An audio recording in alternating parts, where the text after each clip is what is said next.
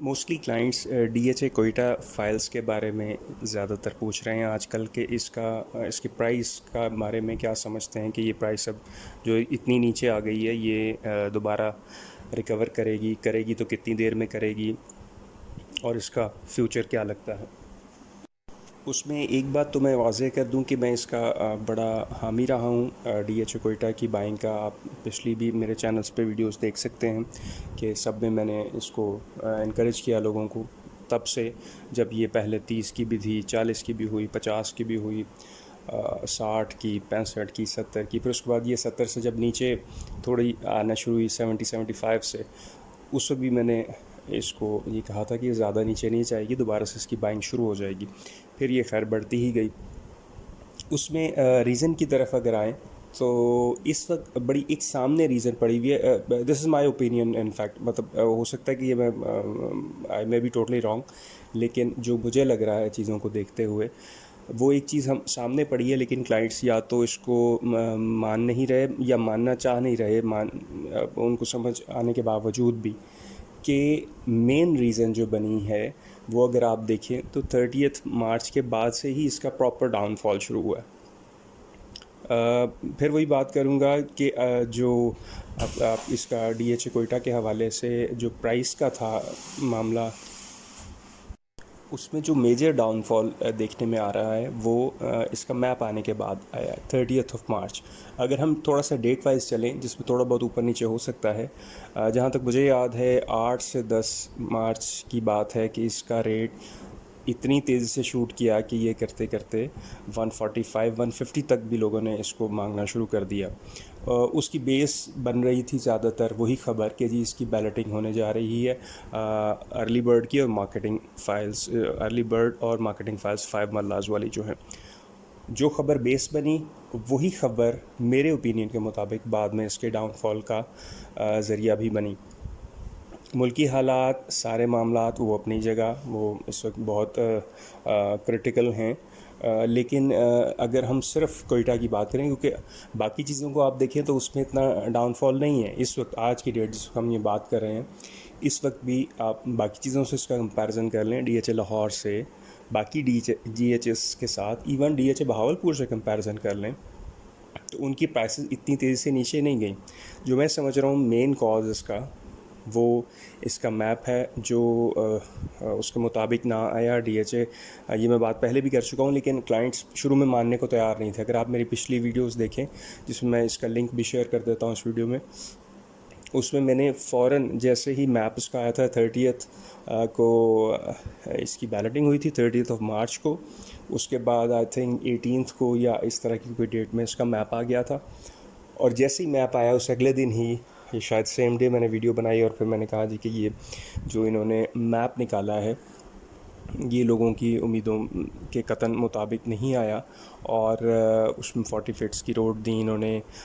उसकी entries exit का एक मैप प्रॉपर जो होता है, जो आपस में प्रिसाइज मैप है, वो नहीं आया।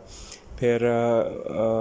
जो है बाय पार्ट्स मैप था, और वो भी इस तरह से था कि सिर्फ मार्किंग थी कि यहाँ करके ये चीज़ आएगी, एग्जैक्टली उसका जो मैप का मामला था वो नहीं बना।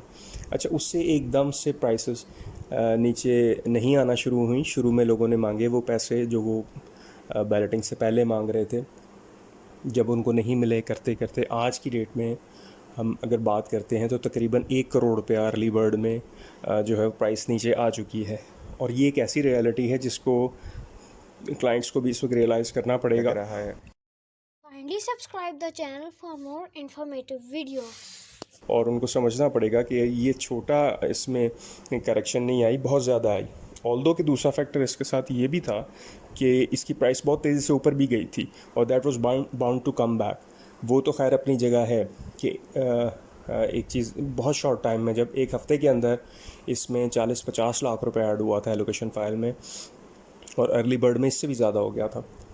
तो एक तो वो करेक्शन ड्यू थी, वो अपनी जगह आई, और दूसरी करेक्शन इस वजह से आई कि लोग इससे डिसहार्ट हुए काफ़ी हद तक। अब ये बात मैंने जब क्लाइंट्स के साथ उस वक्त रखी थी तो अक्सर क्लाइंट्स मानने को तैयार नहीं थे, और वो अपनी पिछली ही बात को रिपीट कर रहे थे जो हम भी शुरू में किया करते थे कि वहाँ लैंड बहुत महंगी है, कम सोसाइटीज़ हैं जो अच्छी बनी हुई सोसाइटीज़ हैं। कोयटा कैंट में बहुत प्राइस है, बुजुर्गून सोसाइटी में बहुत प्राइस है और स्क्वायर फीट के हिसाब से वो बिकती है। वो सारी चीज़ें अपनी जगह आज भी मौजूद हैं, लेकिन ये है कि ये एक बड़ा मेजर फैक्टर था और इसको अब जो है मैप की वजह से जो एक इसमें प्राइस में गिरावट आई है, वो दोबारा से उठते उठते it would take some time. Obviously एक चीज़ अगर उस तरह से नहीं आई जिस तरह से सोचा देखा जा रहा था, तो ये चीज़ थोड़ा सा फ़र्क तो डाल रही है। और ये इसका इम्पैक्ट जो है वो अगली चीज़ पे भी आ रहा है कि लोगों ने ये भी ज़ाहिर है ड्राइव हो रही थी प्राइस अर्ली बर्ड के साथ एलोकेशन फ़ाइल्स की, या एक कनाल वाला ओपन एफिडेविट और सारे मामला। उस प्राइस को जब वो नीचे आ गई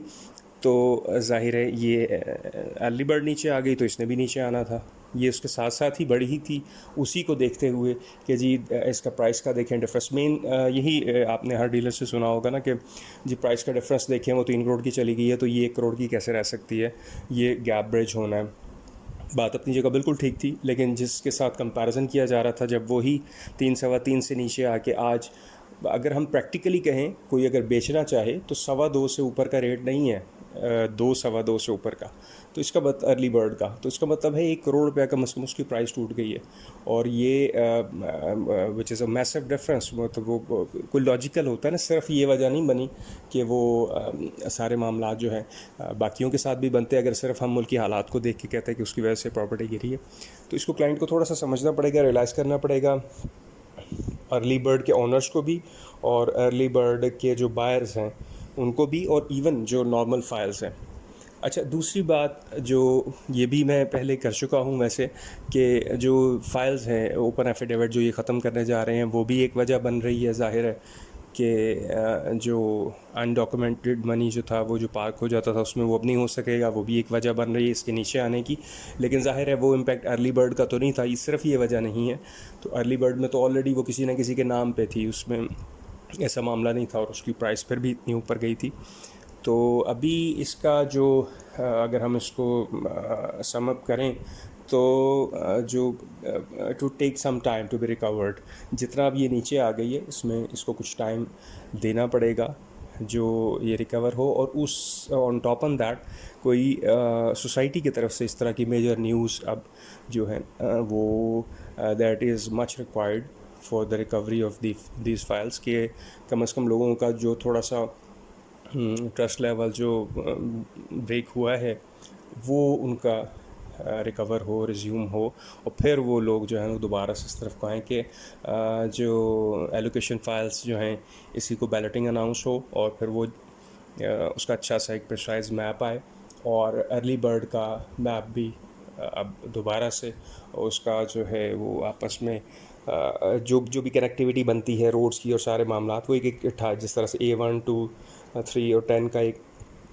अलग अलग जैसे सेक्टर में आप छोटा छोटा आ गया है, और उसकी भी अंदाज़न लोकेशन बताई गई, उसकी बजाय एक प्रॉपर मैप आ जाए। तो अब ये सोसाइटी को ये एफ़र्ट करनी पड़ेगी। यानी जो पहले सिर्फ ये था कि एक चीज़ मार्केट में चलती ही चली जा रही थी, सोसाइटी की तरफ से उतनी एफ़र्ट नहीं थी। जैसे अगर आप देखते हैं DHA मुल्तान ने बहुत मेहनत की है, वहाँ पे डेवलप करके दिखाया है और सारे मामला, लेकिन ज़ाहिर है यहाँ पे उसकी निस्बत तो स्लो थी डेवलपमेंट, लेकिन हो रही थी। और उसके बावजूद भी इसकी प्राइस इतनी ज़्यादा हाई थी क्योंकि वहाँ लैंड ही बहुत महंगी है। लेकिन अब ये है कि सोसाइटी को कुछ ना कुछ करके दिखाना होगा वहाँ पे extraordinary, so far as the development is concerned, so far as the balloting of allocation files is concerned.